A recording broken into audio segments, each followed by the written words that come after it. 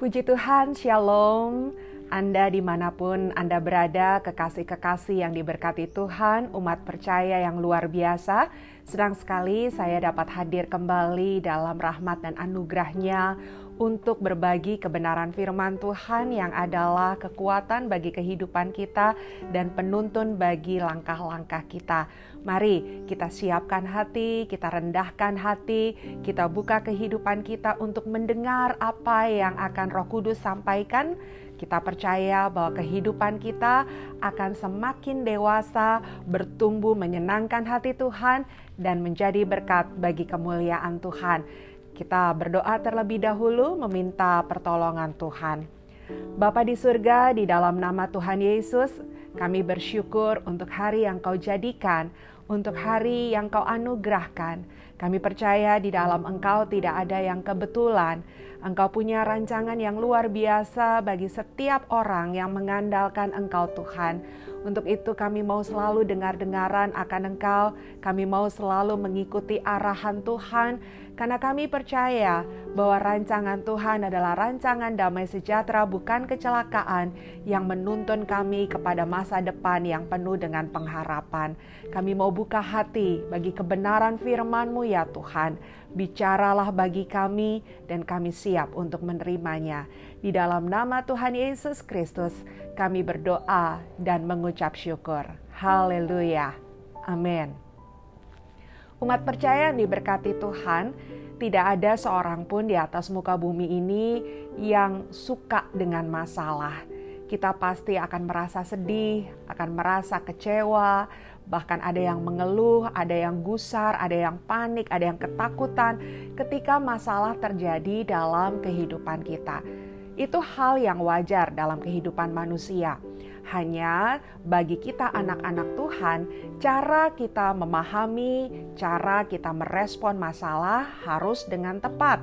Sehingga nantinya masalah tidak menjadi masalah, bahkan saya mau katakan masalah itu menjadi berkat dalam kehidupan kita.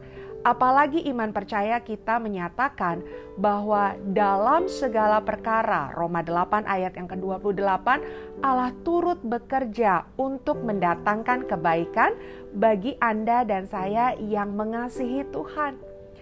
Sekalipun masalah itu terjadi dalam kehidupan kita, Allah punya rencana, Allah punya tujuan.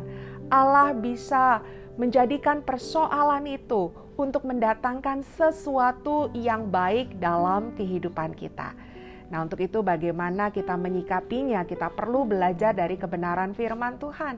Sehingga hari ini Anda mungkin mengalami masalah, ya, melewati sesuatu yang tidak nyaman, tetapi kemudian oleh karena pemahaman Roh Kudus, Anda akan melihat maksud dan tujuan daripada persoalan ini terjadi.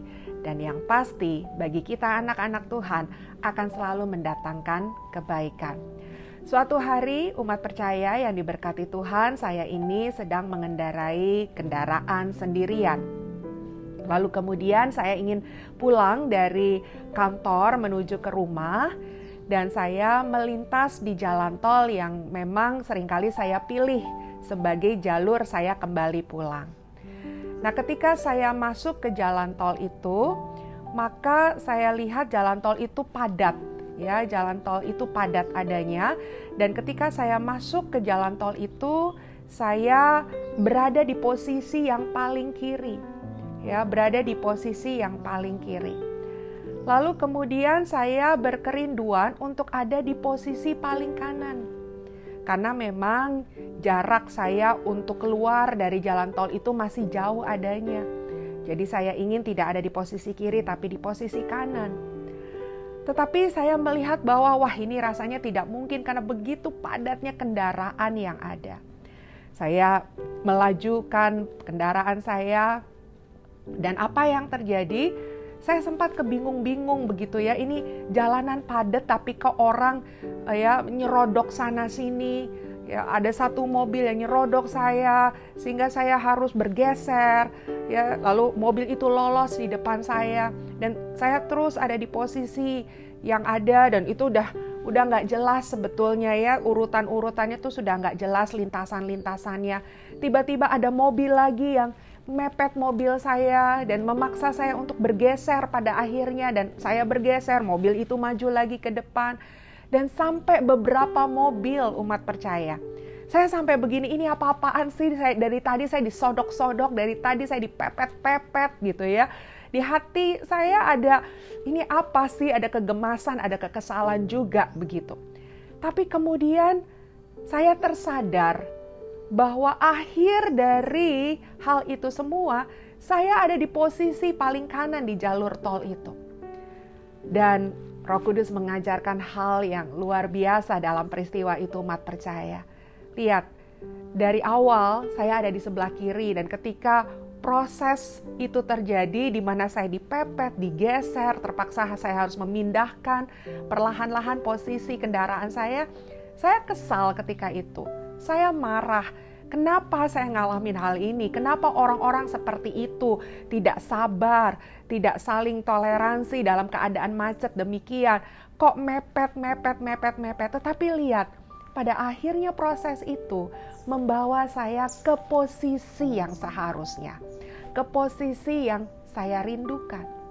Caranya tidak nyaman, saya tidak mengerti pada mulanya, tetapi cara itu yang kemudian memposisikan saya kepada posisi yang seharusnya.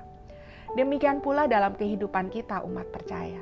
Seringkali ada banyak kejadian-kejadian yang tidak terduga, bahkan kita tidak inginkan. Dan kita tidak mengerti pada mulanya ketika peristiwa itu ada. Tetapi di akhir segalanya, kita melihat seperti yang tadi saya katakan, ada yang baik yang terjadi, yang memang Tuhan rencanakan untuk kehidupan kita. Kita ada di posisi yang seharusnya. Kita lihat firman Tuhan. Dalam kisah di dalam Perjanjian Lama, ada kejadian yang sama yang saya gambarkan kepada Anda pada hari ini. Dalam kasus Daud, kita tahu Daud ini adalah seseorang yang dipilih Tuhan, yang diurapi Tuhan, kelak menggantikan Saul menjadi raja Israel. Dan proses untuk menjadi raja tidak mulus dialami oleh Daud. Bahkan dia harus dimusuhi oleh Saul, dikejar-kejar, dan Saul berikhtiar untuk membunuh Daud ketika itu.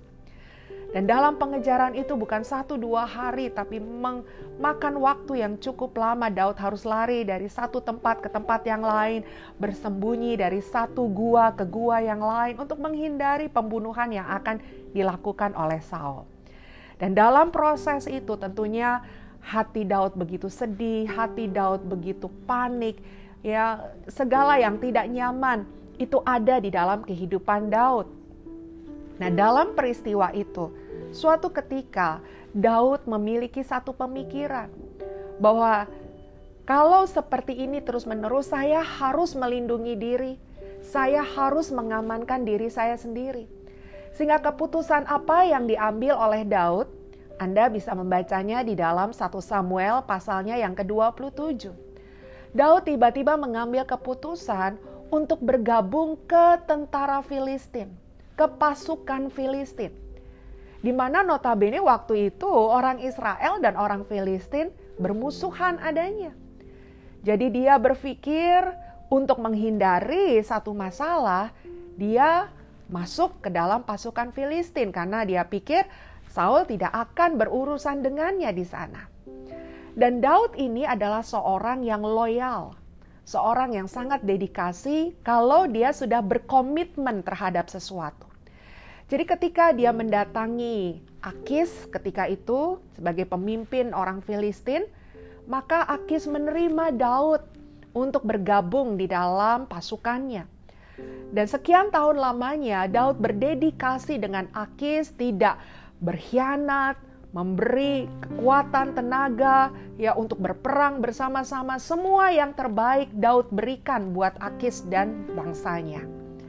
Tetapi kemudian apa yang terjadi di dalam 1 Samuel pasalnya yang ke-29 ayatnya yang pertama sampai dengan ayatnya yang ke-11. Nanti umat percaya dapat membacanya sendiri pada kesempatan yang lainnya. Maka Akis bertemu dengan raja-raja Filistin yang lain. Dan kemudian raja-raja Filistin yang lain melihat Daud dan pasukannya ada di dalam kelompok orang Filistin. Dan mereka mengungkapkan sesuatu yang masuk akal. Wah, ini kan pasukan yang berseberangan dengan kita, tapi dia ada pada kita. Tidakkah kalian takut dia akan berkhianat, dia akan berbalik melawan kita dan merugikan kita? Nah, Akis mencoba untuk meyakinkan bahwa selama ini Daud berbuat baik kepada mereka, menguntungkan mereka. Akis mencoba untuk membela agar Daud tetap berada bersama-sama di Filistin. Tetapi raja-raja yang lain mengungkapkan, kami tidak mau seperti itu, usir pasukan ini keluar. Suruh mereka pergi, mereka membahayakan kita. Dan oleh karena didesak oleh raja-raja Filistin itu, Akis menjumpai Daud dan menyampaikan hal tersebut. Dan Daud berkata, kenapa seperti itu? Aku selama ini gak bikin salah. Aku melakukan yang terbaik, aku berdedikasi. Ya, aku menopang pasukan Filistin ini dengan berbagai pekerjaan dan tugas yang ada. Kenapa sekarang aku disingkirkan? Kenapa aku dibuang? Dan pada akhirnya Daud memang keluar dari pasukan itu. Umat percaya yang diberkati Tuhan, kadang-kadang kita juga mengalami hal yang demikian dalam hidup ini. Kita bekerja di satu pekerjaan, kita melayani di satu keberadaan, kita melakukan apa yang benar dan rasanya kita nggak buat sesuatu yang merugikan. Tetapi kemudian ada orang yang iri hati, ada orang yang berikhtiar untuk mengusir kita dari tempat itu. Ya, mungkin dengan berbagai cara yang membingungkan kita, menyakiti hati kita, sehingga kita bertanya-tanya, saya ini salah apa? Kenapa saya mengalami hal ini? Kenapa saya disingkirkan? Kenapa saya tidak diterima? Kenapa saya tidak diperlakukan baik? Bukankah saya sudah melakukan? Nah, mungkin kita mengalami hal itu. Bahkan hari ini ada di antara umat percaya yang sedang mengalami hal itu. Dan kemudian kita harus memutuskan untuk keluar dari situasi itu. Sama seperti Daud. Daud harus keluar dari pasukan Filistin. Kalau kita baca kisah ini, satu makna rohani yang harus kita pahami. Karena memang Daud tidak tepat untuk ada di posisi itu. Memang Daud bukan orang Filistin. Dan orang Filistin memang adalah bangsa yang harus dihadapi oleh orang Israel. Daud tidak semestinya ada di situ. Dan yang kedua, bersama dengan orang Filistin, Daud itu menghamba. Ya, Daud itu posisinya anak buah. Padahal kita tahu, daripada mulanya, Daud itu sudah diurapi Samuel untuk menjadi raja, untuk menjadi pemimpin, untuk menjadi orang besar. Jadi memang tempat itu bukan tempat yang seharusnya di mana Daud berada. Sehingga lihat, peristiwa Daud diusir dari kondisi itu sesungguhnya adalah sesuatu yang baik. Di mana memang seharusnya Daud ada di dalam posisi pemimpin. Pada kemudian Daud diangkat resmi menjadi raja orang Israel. Daud bukan menghamba, tapi Daud memimpin. Daud menjadi orang besar, bukan orang di bawah.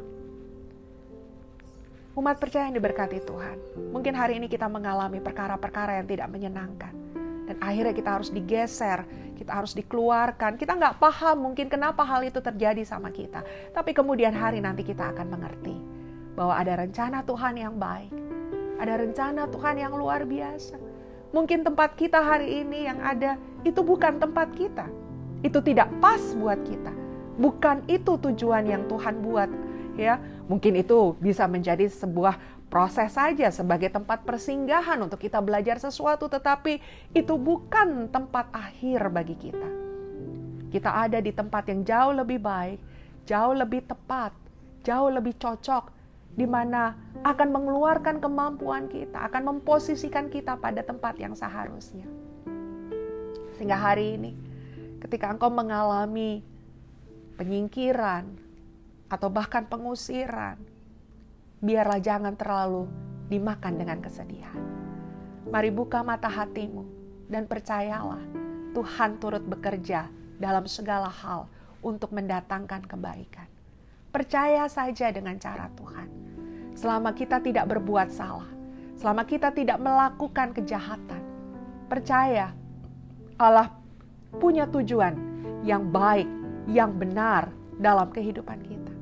Walaupun ada kesedihan, mari berserah dan bersyukur di hadapan Tuhan. Dan yakini bahwa masa depan kita jauh lebih baik, lebih luar biasa, lebih indah, dan kita bisa lebih menjadi berkat bagi banyak orang. Atau mungkin hari ini kita tidak mengerti, belum bisa mengerti. Terus berdoa kepada Tuhan, minta hikmat Roh Kudus untuk menuntun kita. Sehingga pada akhirnya kelak kita akan tahu bahwa segala yang terjadi adalah perjalanan rohani untuk melihat kemuliaan Tuhan dan berada di dalam rancangan Tuhan. Tetap bersemangat dan bersukacita umat percaya, karena Allah kita Immanuel, Allah yang tidak akan pernah meninggalkan kita. Disingkirkan adalah suatu masalah, tetapi kalau mata rohani kita bisa melihat kebaikan Tuhan dan memahaminya, maka masalah tidak akan menjadi masalah. Bahkan masalah akan menjadi mutiara dalam kehidupan kita. Kita berdoa. Tuhan, seringkali kami tidak mengerti apa yang sedang terjadi dalam kehidupan kami. Kami hanya bisa melihat sesuatu yang buruk yang sedang kami alami. Kami hanya bisa merasakan bahwa semua ini rasanya tidak mendatangkan kebaikan buat kami. Tapi hari ini kami mendengarkan firman-Mu bahwa pengharapan di dalam Tuhan tidak mengecewakan. Orang-orang yang mengandalkan Tuhan tidak akan pernah dipermalukan. Kami tetap mau bergantung dan berharap kepada Engkau. Dan kami percaya ketika kami menyerahkan hidup di dalam Tuhan, Allah punya segala rancangan yang baik dengan cara yang luar biasa yang mungkin bahkan tidak kami pahami dan tidak kami duga. Tapi kami mau terus bergantung dengan Tuhan. Kami mau terus melihat dan memandang Tuhan dalam setiap langkah-langkah yang ada. Dan meyakini bahwa bersama Tuhan kami tidak akan pernah dikecewakan, tidak akan pernah salah dan tersesat. Mungkin hari ini ada di antara kami yang sedang ada dalam kesedihan oleh karena persoalan yang seperti Daud alami. Tetapi Tuhan, kami tidak mau larut. Kami mau bangkit, kami mau semangat, kami mau terus percaya di dalam Tuhan. Bahwa pada waktunya kelak semuanya akan menjadi indah. Terima kasih Bapa di surga. Aku berdoa, biarlah rahmat dan anugerah-Mu tercurah atas setiap umat percaya dimanapun mereka berada. Biarlah ketika mereka tetap berpegang kepada Tuhan, mereka melihat bahwa segala sesuatu indah adanya. Diberkatilah setiap anak-anak-Mu, keluarga, pekerjaan, pelayanan, studi, apapun yang mereka lakukan di dalam Engkau. Tuhan memberkati dengan keberhasilan dan keberuntungan. Biarlah firman Tuhan yang kami dengar termaterai di dalam hati dan pikiran kami. Terima kasih Bapa, terpujilah nama-Mu di dalam nama Tuhan Yesus Kristus. Kami berdoa dan mengucap syukur. Haleluya. Amin. Terima kasih untuk kebersamaan Anda bersama-sama dengan kami di program ini Umat Percaya. Terus ikuti video-video yang ada dan jangan lupa untuk memencet tombol like, subscribe, dan share sebanyak-banyaknya kepada rekan-rekan yang ingin Anda berkati sehingga firman Tuhan boleh dikumandangkan semakin luas adanya. Sampai ketemu lagi dan Tuhan Yesus memberkati.